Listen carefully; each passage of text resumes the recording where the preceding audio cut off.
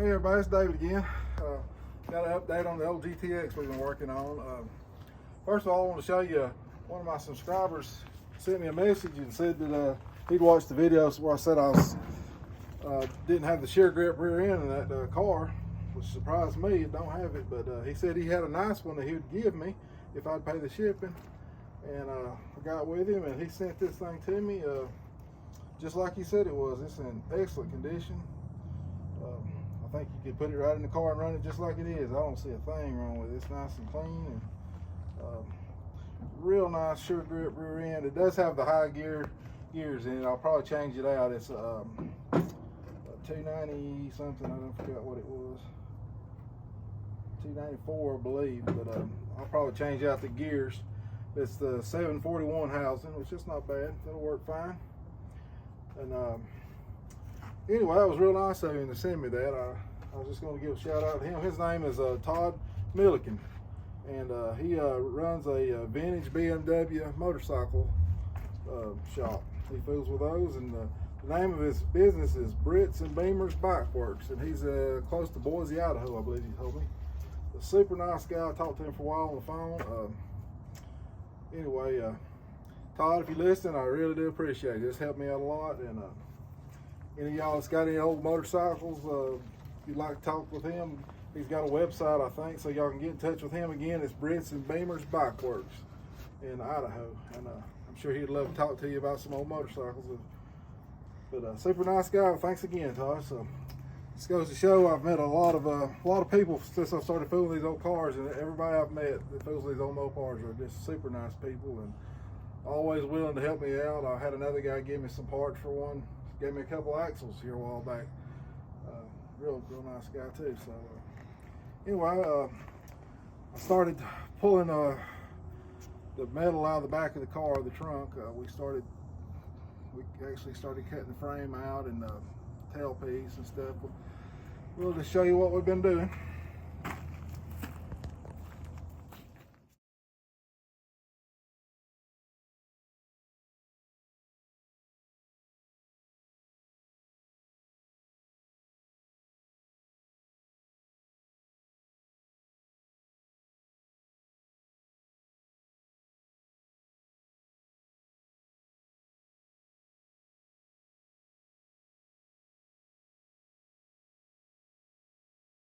All right, we got a good bit done on this thing.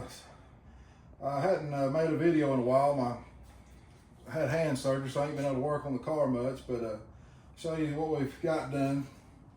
Not a lot, not as much as I was hoping for, but it's coming along. We're making progress. That's all that matters. We just got to keep moving forward just a little time. But we did get the new, got all this stuff cut out, got a new frame rail put in, got the cross member welded back in there. We got the, I guess you call it a spring perch or whatever. Got it welded back on, cleaned up.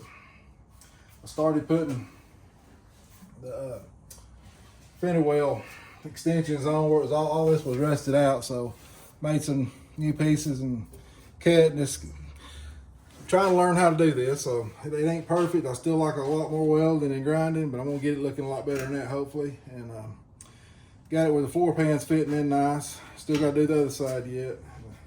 Got to put the cross piece in here. Still like a lot to do, but I'm not a professional body man. This is really some of the first body work I've ever done. So I'm not that good at it, but I'm learning. And I did do a floor pan in my other car, and I learned a lot doing that. That was hard at first. It wasn't too bad. I watched a lot of videos. That's one thing now, you can watch videos on YouTube and you can learn how to do this stuff. And that helps a lot. So I'm not a professional car guy by any means. So what I was gonna say is, if I can fix a car up, anybody can. I've fooled with antique stuff all my life, old tractors and engines, and I've worked on heavy equipment and stuff, and pickup trucks, of course, and stuff like that. But I'm not a car restorer. I got the little 66 Satellite back on the road. It was a lot of fun. I enjoyed it, and the GTX is what I was always wanting. So it's a lot worse shape, but we're gonna fix it. So you just have to do a little at a time and just keep moving. You gotta keep making progress. Do a little something every week or every day. If you just accomplish just the least little thing, it'll eventually get done. So that's my opinion on it. But it's I'm not gonna restore this. It's not gonna be a showroom perfect car by any means.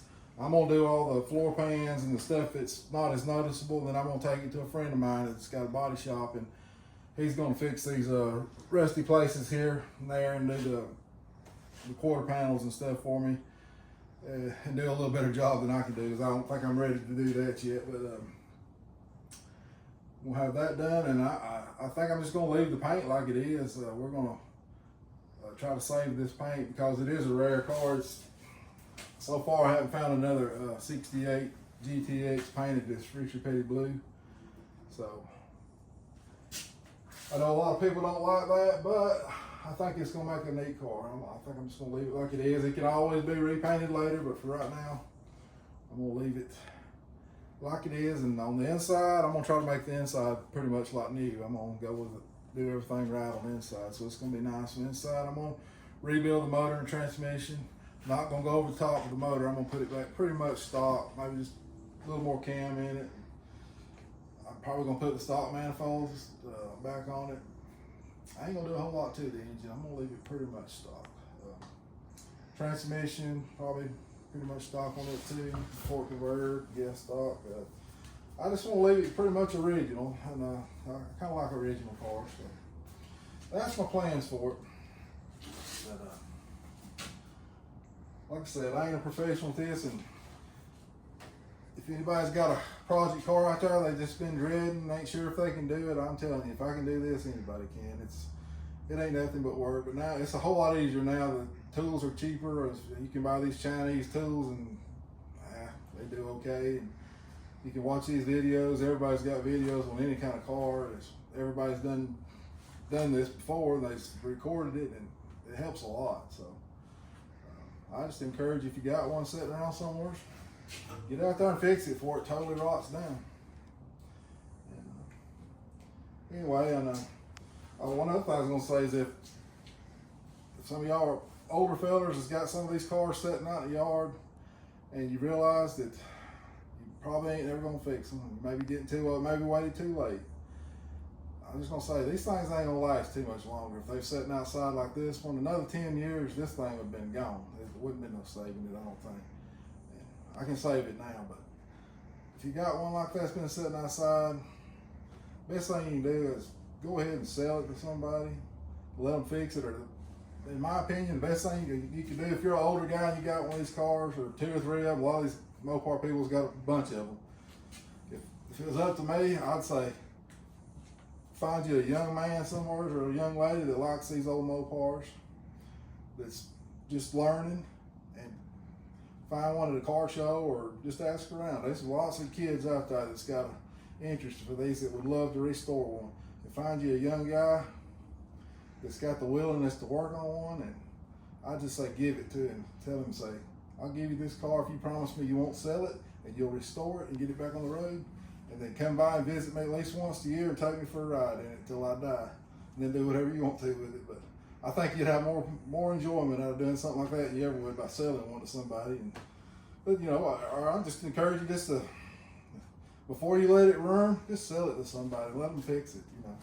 Because these things ain't gonna last much longer. There's a lot of them still sitting out there in the weeds, and they're getting in bad shape. And I hate to say it, but if you hadn't already sold it, you probably done missed the heyday. It was probably back in the 90s or something, where they were bringing top dollar, and they were in a lot better shape, and parts was cheaper. And now parts is so expensive, and they're in so much worse shape than they were, and they're not bringing as much as they did. So you probably done missed your chance to get the top dollars out of them. But anyway, I know it may offend some people if I tell them to sell their cars, but you know, I'd rather, you know, sell it and let it just rot down to nothing. But anyway, that's all I'm gonna say about that. But I'm gonna try to get some more videos out pretty soon and get this thing looking a little better as quick as I can. As soon as this hand gets healed up, we're gonna get started back on it, and hopefully we'll have it in somewhat better shape pretty soon. I'm gonna try to get all this rust taken care of. I'm gonna stop it from rusting and at least stabilize everything and put it back on the road and get some enjoyment out of it. But, anyway, all y'all that subscribed here lately, I appreciate the subscriptions. Appreciate you watching the videos. I know I'm just starting out. I'm not that good. Like I said, I'm not that good at this stuff. I'm learning, but learning a lot every day. I watch a lot of videos too and learn how to do this stuff. But if it's an old tractor or something, I'm pretty confident in that stuff. But this year, it's a whole different ball game for me. But I enjoy fooling with it. But anyway, thanks again for watching.